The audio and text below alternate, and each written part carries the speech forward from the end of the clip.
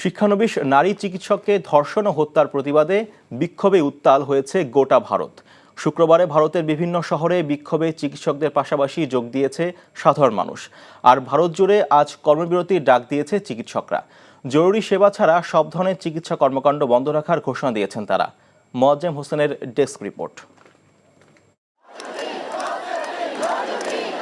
কলকাতায় আরজিকর হাসপাতালে নারী চিকিৎসকের ধর্ষণ ও খুনের বিচারের দাবিতে শনিবার কর্মবিরতির ডাক দিয়েছে নিখিল ভারত মেডিকেল অ্যাসোসিয়েশন।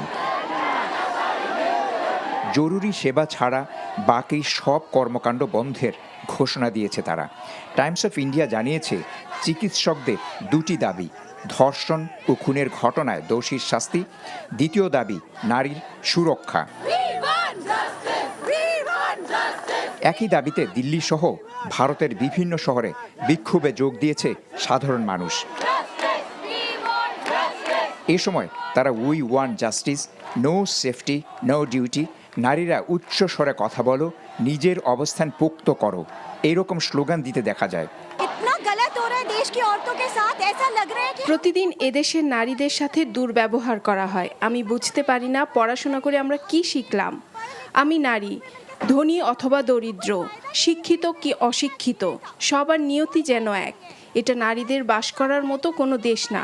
ধর্ষকরা যা ইচ্ছে তাই করে বেড়ায়, কোনো বিচার নাই, কোনো ব্যবস্থা নাই। সব নারী চিকিৎসা কর্মীদের নিরাপত্তা দেয়া হোক। যে কোনো মানুষ আমাদেরকে আঘাত করতে পারে, আমরা কিছুই করতে পারি না, এটা হতে দেয়া যায় না।